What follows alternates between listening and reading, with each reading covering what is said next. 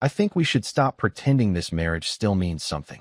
Andrew Caldwell said those words while the anniversary dinner I had spent weeks planning was still warm on the table. The candles were burning. The champagne was untouched.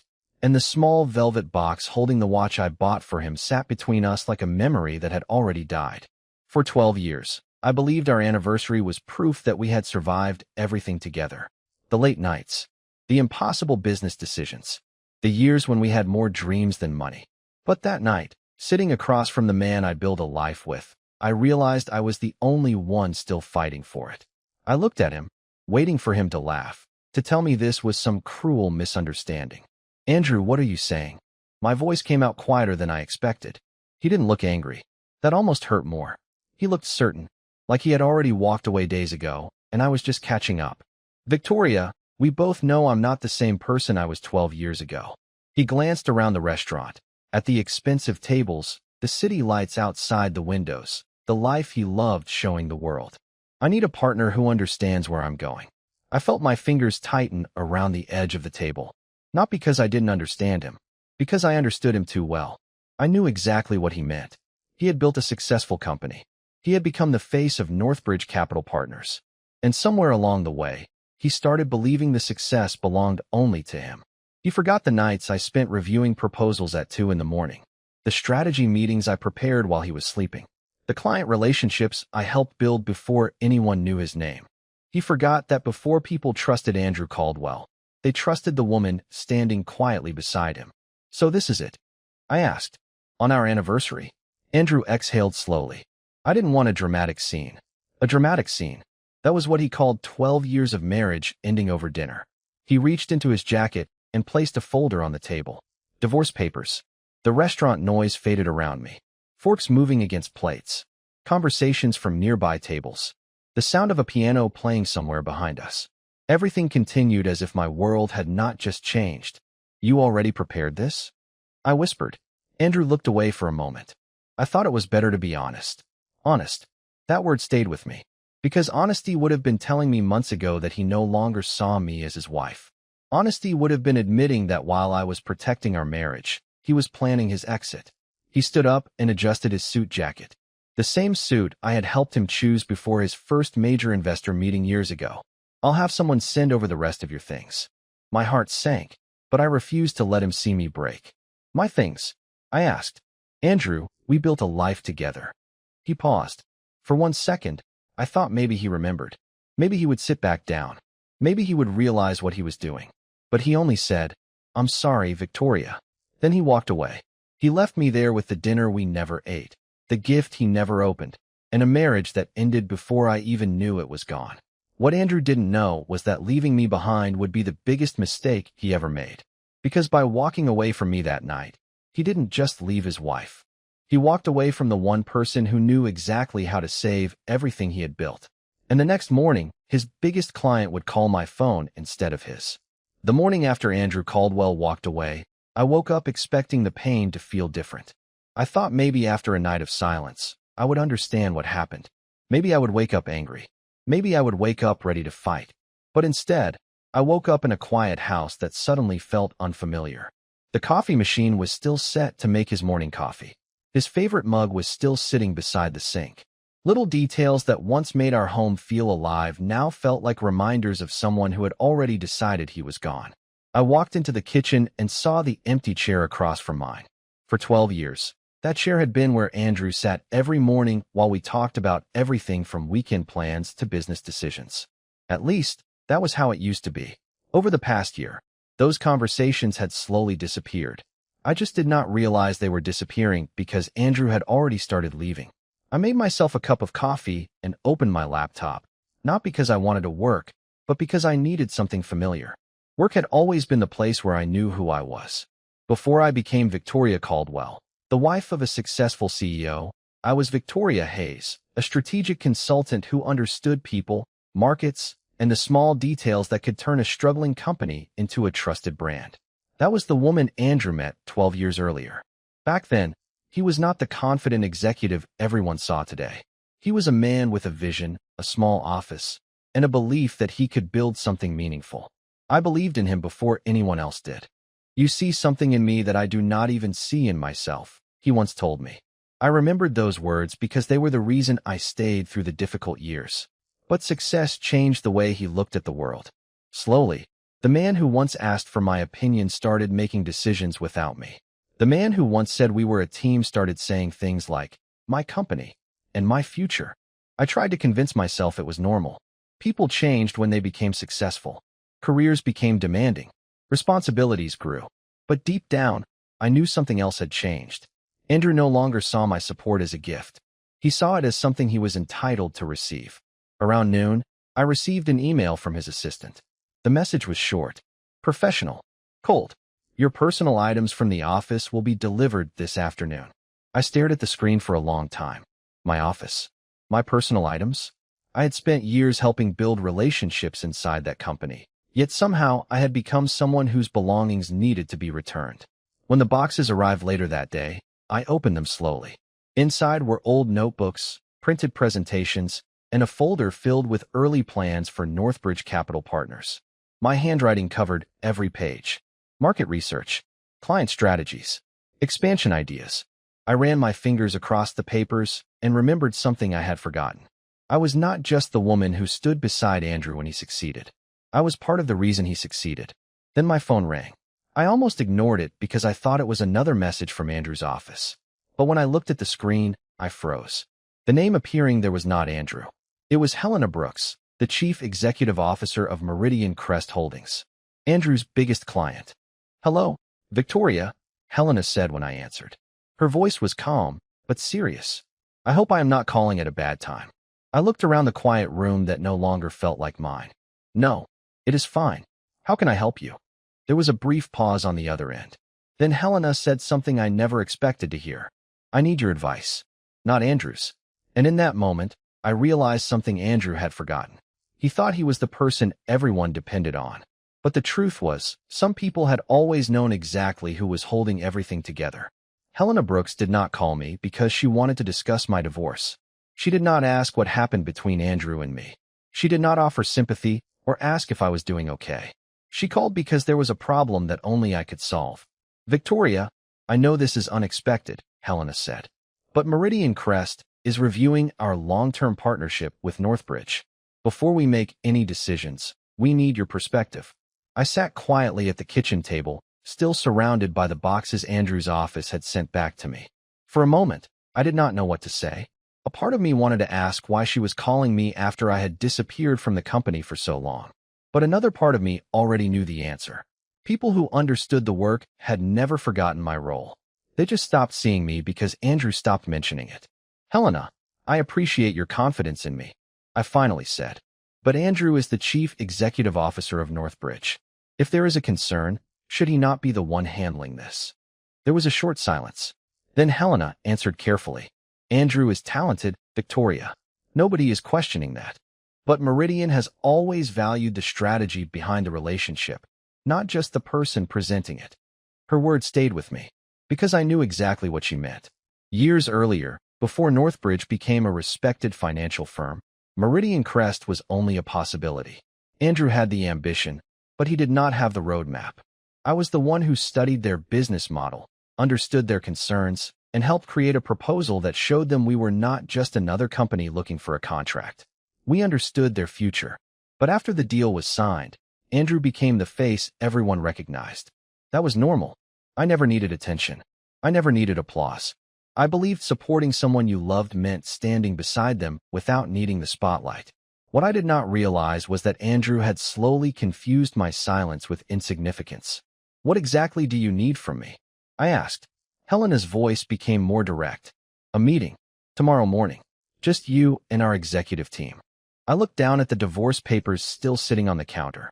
Less than 24 hours earlier, Andrew had walked away from me because he believed I no longer belonged in his future. Now, the most important business relationship in his career was asking for my help. But I did not want to rush back into the world I had left behind. I needed to know whether I was stepping forward because I was finally ready, or because I wanted Andrew to regret losing me. I will think about it, I told Helena. That is all I can promise right now. After the call ended, I sat in silence for a while. Then I opened one of the old folders from my office box. Inside was the first Meridian presentation I ever created. My notes were still written in the margins. Questions I had asked, problems I had predicted, solutions I had suggested. I remembered staying awake late at night with Andrew, believing we were building something together. Back then, there was no separation between his dream and mine. But somewhere along the way, he started building a life where there was room for only one person at the center. The next morning, I arrived at Meridian Crest's headquarters in downtown Manhattan. The building was familiar, but I felt different walking through those doors. Years ago, I entered as Andrew's wife. Today, I entered as Victoria Hayes, a woman with her own name. As I stepped into the conference room, Helena stood and smiled. "Victoria, thank you for coming." I took my seat at the table. Then the doors opened behind me. Everyone turned, and standing there was Andrew Caldwell. The look on his face told me one thing. He had no idea I was the person they had been waiting for. Andrew Caldwell stood at the entrance of the conference room, frozen for a moment as his eyes met mine. For the first time in years, I saw something on his face that I had almost forgotten existed. Surprise. Not confidence. Not certainty. Just surprise. "Victoria," he said quietly. The room became uncomfortable in a way nobody wanted to acknowledge. Helena looked between us, clearly understanding there was a history she had not been told about. I simply closed the folder in front of me and looked back at the documents on the table. "Good morning, Andrew." My voice sounded calmer than I felt. He walked inside, adjusting his jacket, trying to regain the confidence everyone knew him for. "I did not realize you would be joining this meeting." I looked at him for a second. "Apparently, neither did you." A few people around the table exchanged glances, but nobody said anything. Andrew sat down across from me, and for the first time, we were not husband and wife sitting across from a dinner table. We were two professionals sitting across from a business decision. Helena began the meeting by explaining Meridian Crest's concerns. The company wanted a clearer long-term strategy. They wanted to understand where Northbridge was going over the next 5 years and whether their partnership was still built on the right foundation. Andrew immediately began presenting. He talked about growth numbers, market expansion, and future investments. It was the kind of speech he had given hundreds of times. Confident, polished, impressive. But after a few minutes, Helena gently interrupted. "Andrew, those numbers are strong, but I want to understand the thinking behind them." Andrew paused. "The thinking, the reason behind the strategy," she replied. "The part that connects the business goals with the people we serve." I watched Andrew's expression change slightly. It was subtle, but I noticed. Because I knew him. I knew when he was searching for an answer. Years ago, this was where I would step in. I would fill the gaps. I would explain the market trends, the customer behavior, and the risks nobody else noticed. But this time, I stayed quiet. Not because I wanted him to fail, because I was no longer responsible for protecting him from every weakness. Helena turned toward me. "Victoria, what is your perspective?"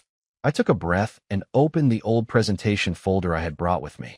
"Meridian's biggest challenge is not growth," I said. "It is trust. They do not need another company promising bigger numbers. They need a partner who understands why they succeeded in the first place." The room became focused. I continued explaining the strategy, the concerns I had identified years earlier, and the adjustments that could strengthen the partnership. Nobody interrupted. Nobody questioned whether my ideas mattered. They simply listened. When I finished, Helena nodded. "That is exactly the clarity we were looking for." Andrew looked down at the table. He was not angry. That almost made it worse. He was realizing something. The woman he thought had stepped away from his world had never been behind him. She had been the person helping him move forward. After the meeting ended, Andrew followed me into the hallway. "Victoria, wait." I stopped, but did not turn around immediately. "What?" He lowered his voice. "Why did you never tell me you were still connected with Meridian?" I looked at him. "Because you never asked." That answer hit harder than any argument could have. Andrew looked away. For once, he had no prepared response. Then his phone rang. He glanced at the screen, and his expression changed. It was his business partner. The call lasted less than 30 seconds. When he hung up, the confidence he walked in with was gone. "Meridian wants another review meeting," he said. "But they requested that you lead it." I watched him process those words. This was the moment he finally understood. Losing me was not just losing his wife. It was losing the person who had quietly protected everything he built. But Andrew still did not know the full truth. Because the next conversation would reveal exactly how much of his success had never belonged to him alone. Andrew did not say much after that meeting. He simply stood in the hallway outside Meridian Crest's conference room, watching people walk past us, as if the entire world had continued moving while his own understanding of it had stopped. For years, Andrew had been the person everyone looked at first, the decision-maker, the voice of the company, the man who believed he had built everything through determination and ambition. But now he was standing there, realizing there was a part of the story he had never bothered to learn. "Victoria," he finally said, "how long have you been involved with Meridian?" I looked at him carefully. It was a simple question, but it carried years of things he never asked. Since before Northbridge became what it is today. His expression changed. "What do you mean?" I walked toward the elevator, and he followed. "I mean, Meridian did not become your biggest client because of one presentation you gave in a conference room.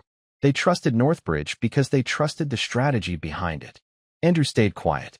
I could tell he was trying to connect pieces that had been sitting in front of him for years. "You helped build that relationship?" he asked. "Yes."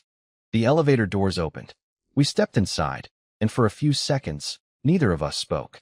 The silence felt different from the silence at our anniversary dinner. That silence was rejection. This one was realization. "Why did you never tell me?" Andrew asked. I looked at the numbers changing above the elevator doors. "Because I did tell you." He looked confused. "When? Every time I reviewed a proposal. Every time I warned you about a client concern. Every time I explained why a strategy would work or fail." I turned toward him. "You heard my advice. You just stopped seeing where it came from."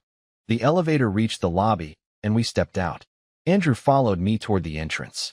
"Victoria, I never meant to make you feel invisible." I stopped walking. "Maybe you did not mean to. But that does not change what happened."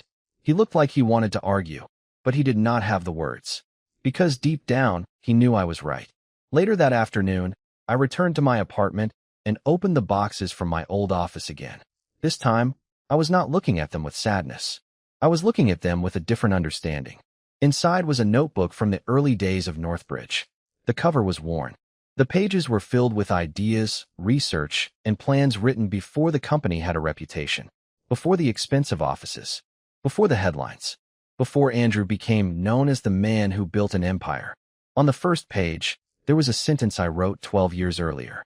"A company is only as strong as the trust behind its name." I smiled slightly when I read it, because I finally understood something. I had spent years believing I lost a marriage, but maybe I had also lost myself trying to protect someone else's dream. The next morning, I received another message from Helena Brooks. Meridian wanted a private strategy session. Not with Andrew, with me. The message included one more detail that caught my attention. "There are concerns about Northbridge's future leadership direction." I stared at those words for a long time. This was no longer about my divorce. This was about the company Andrew believed he controlled completely. When I arrived at Meridian's office that afternoon, Helena was already waiting. She closed the door behind us and placed a folder on the table. "Victoria, before we begin, there is something you should know." I opened the folder. Inside were reports, client feedback, and internal reviews. Pages that showed problems Andrew had never seen coming. Helena looked at me seriously. "We respect Andrew, but we cannot ignore what has changed." I looked down at the documents. For the first time, I understood that Andrew's biggest challenge was not losing me personally. It was that the world was finally starting to notice what I had known for a long time. He had built his success on a foundation he no longer understood. And now, everyone was about to find out who had truly been holding it together. The documents Helena placed in front of me were not what I expected to see. I thought I would find problems with a single project or a few missed opportunities. Instead, I found something much deeper. Page after page showed a pattern that had been growing quietly for years. Delayed decisions, lost connections with key partners, strategies that looked impressive on paper but ignored the human side of the business. The same part of Northbridge that I had spent years protecting was slowly becoming the part Andrew no longer understood. "Victoria," Helena said softly, "we are not questioning Andrew's intelligence. He built something impressive. But leadership is not just about being the person in the room with the final answer." I looked at the reports again. I recognized the problems immediately because they were the same problems I had tried to warn Andrew about. The difference was, when I said them, they sounded like concerns from a wife. Now, coming from Meridian Crest, they were business risks. That was the part that hurt the most. Not that Andrew ignored my advice. but that he only valued the same truth when it came from someone else. "What are you asking me to do?" I asked. Helena folded her hands on the table. "We want you to lead the strategic review." I did not answer right away. A part of me remembered the woman I was a few days earlier. The woman sitting alone at an anniversary dinner, wondering why the person she loved no longer chose her. But another part of me remembered who I was before I became invisible. I was not interested in taking Andrew's place. I was interested in finally standing in my own. "I will help," I said. "But this is not about replacing Andrew." Helena nodded. "That is exactly why we asked you." Meanwhile, across the city, Andrew was having a very different conversation.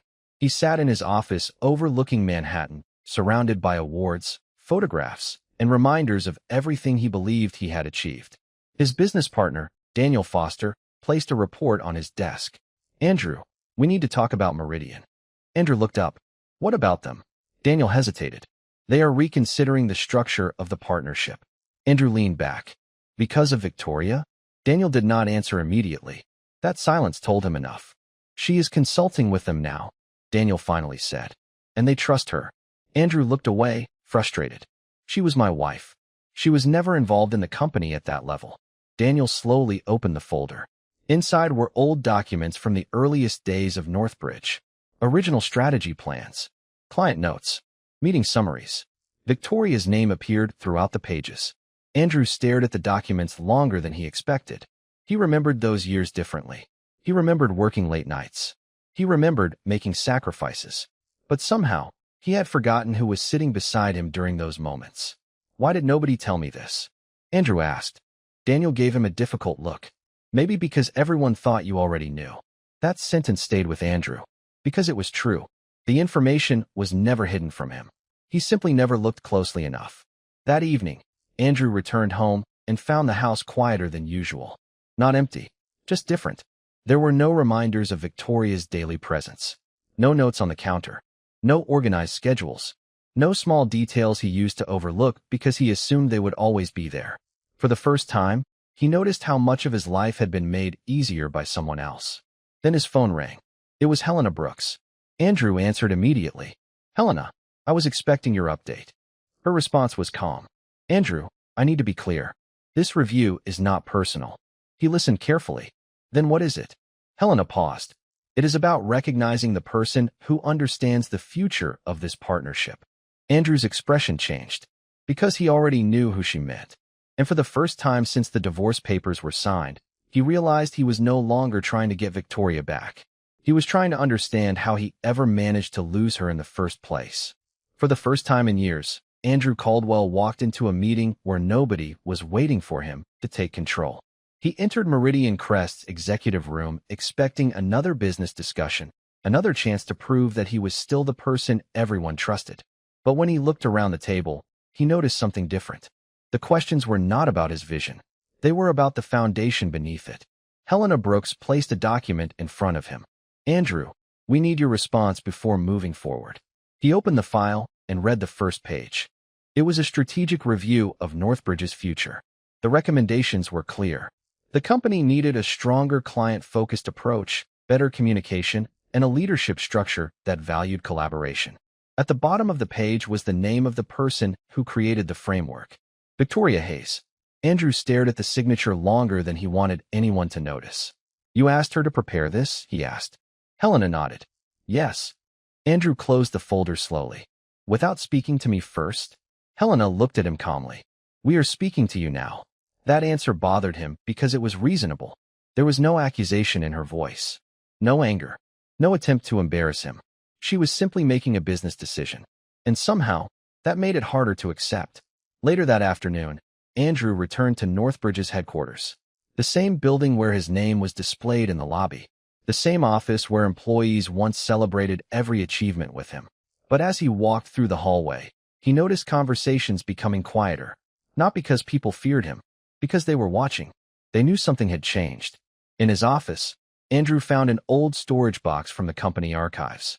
Inside were documents from the early years. The first Meridian proposal. The original market analysis. The client notes from their first major presentation. Victoria's handwriting was everywhere. Not in a small corner. Not as a minor contributor. Her ideas were woven through the entire foundation of the company. Andrew sat down and read through the pages one by one. He remembered those nights differently. He remembered himself working hard, staying late, making sacrifices. But he had never stopped to ask who was helping him carry the weight. His phone rang. It was Victoria. He looked at the screen for several seconds before answering. Hello. There was a pause. Andrew. Her voice was calm, professional. Nothing like the woman he left sitting alone at that restaurant. I need to talk to you about Meridian, he said. There is a review happening, and I think we need to discuss what you are planning. Victoria was quiet for a moment. Then she said, What I am planning. Andrew stopped. Yes. She took a breath. Andrew, I am not planning anything against you. I am doing the work you stopped allowing me to do. Those words stayed between them. He wanted to defend himself. He wanted to explain that he never intended to hurt her. But he realized something uncomfortable. Intent did not erase impact. Victoria, I think I made mistakes, he finally admitted. I know, she replied. But understanding that now does not change what happened. Andrew looked down at the old documents on his desk. Can we fix this? He asked. The question came out quieter than he expected. Victoria did not answer immediately. Some things can be repaired, Andrew, but they cannot go back to the way they were. After the call ended, Andrew sat alone in his office. For years, he believed losing Victoria would only mean losing a relationship. Now he understood it meant losing the person who knew the difference between success and something worth protecting. But before he could figure out what to do next, a new announcement reached the company. Meridian Crest was preparing a major partnership decision. And this time, they would not be asking Andrew to lead the presentation. They wanted Victoria standing at the front of the room. The day of the Meridian Crest presentation arrived with a level of pressure that even Andrew Caldwell could not ignore. For years, he had walked into important meetings believing confidence alone could carry him through. He knew how to speak. He knew how to impress people. He knew how to make a room believe in his vision. But this time was different. This time, everyone was waiting for someone else. Victoria Hayes stood at the front of the conference room, reviewing the final documents before the presentation began. She was not nervous. She was not trying to prove anything. That was the difference Andrew noticed immediately. The woman standing there was not the same person he left behind at that restaurant. She was not the wife waiting for him to choose her. She was a professional who knew exactly what she brought to the table. When the meeting started, Helena introduced Victoria first.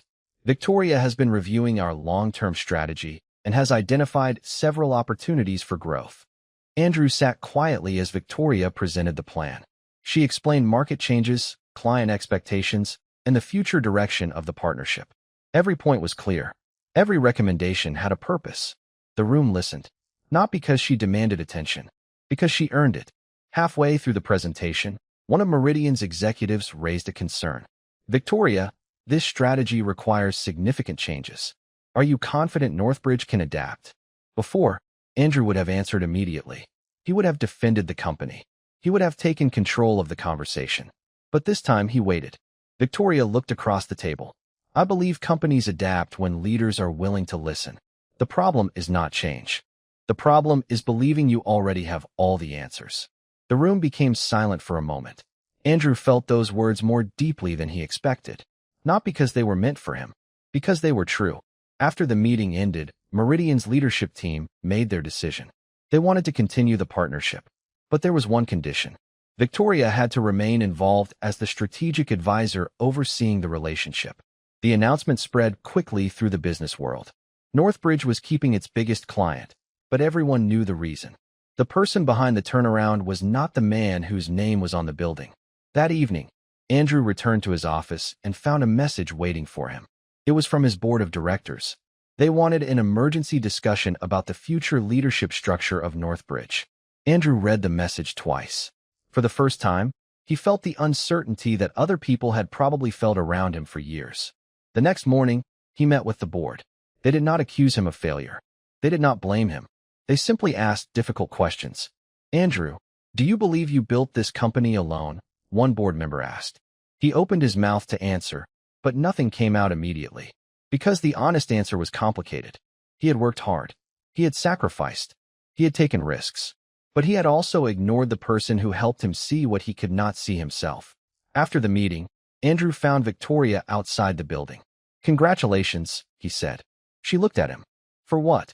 For proving everyone wrong. Victoria shook her head slightly. I was not trying to prove anyone wrong, Andrew. I was trying to stop proving myself to someone who never looked closely enough. He lowered his eyes. I should have seen you. Her expression softened, but she did not step closer. Yes, you should have. Those 3 words carried everything that had been left unsaid for years. Andrew wanted to ask for another chance. He wanted to tell her he finally understood. But before he could speak, Victoria received a notification on her phone. She looked at the message, and her expression changed. What is it? Andrew asked. She looked back at him. A new opportunity. He waited. From who? Victoria held the phone in her hand and smiled slightly. A company that wants me to lead their entire global strategy division. Andrew froze. Because in that moment, he realized something even bigger than losing control of Northbridge. Victoria was no longer rebuilding the life she lost. She was building the life she should have had all along. 6 months later, Victoria Hayes stood on a stage in front of hundreds of business leaders, investors, and young professionals who had come to hear her speak. The lights were bright. The room was filled with quiet conversations, and her name appeared on the large screen behind her. Not as someone's wife. Not as someone standing beside a successful man. Just Victoria Hayes. A woman who had finally stopped hiding behind someone else's achievements. She looked out at the audience and remembered a different version of herself. The woman sitting alone at an anniversary dinner. The woman holding divorce papers while trying to understand how 12 years of memories could be dismissed in one conversation. The woman who wondered if losing her marriage meant losing her purpose. But standing there now, she understood something she could not see back then. Sometimes losing the life you built with someone is the moment you finally begin building your own. After the event, Victoria stepped outside the conference center and found Andrew waiting near the entrance.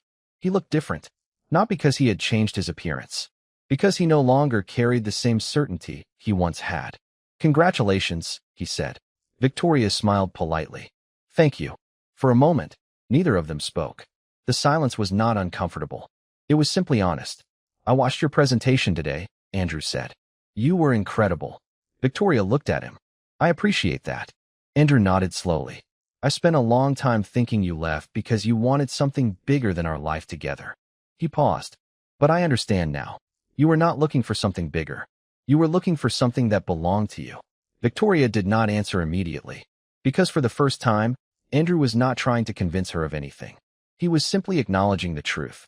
Andrew, I never wanted you to fail, she said. I never wanted to see you lose everything.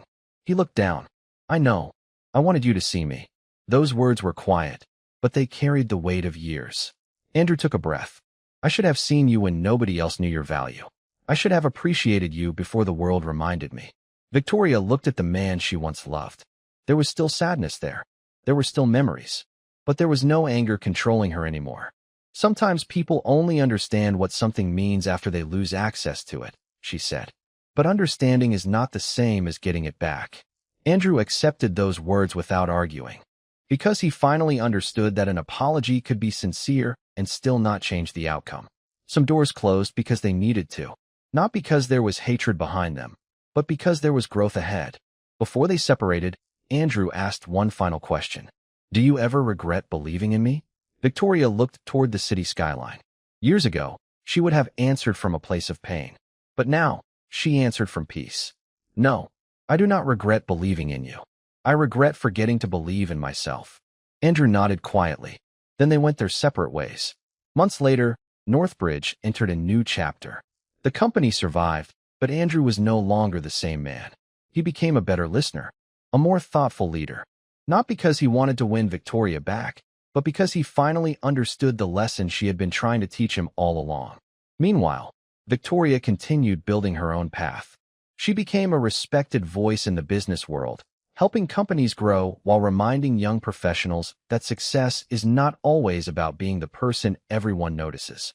Sometimes, the most valuable person in the room is the one everyone overlooked. And that was the lesson Victoria carried with her. People can walk away from you. They can underestimate you. They can make you feel invisible. But your value does not disappear just because someone fails to recognize it. Sometimes the greatest comeback is not proving someone else wrong. It is finally becoming the person you were always meant to be.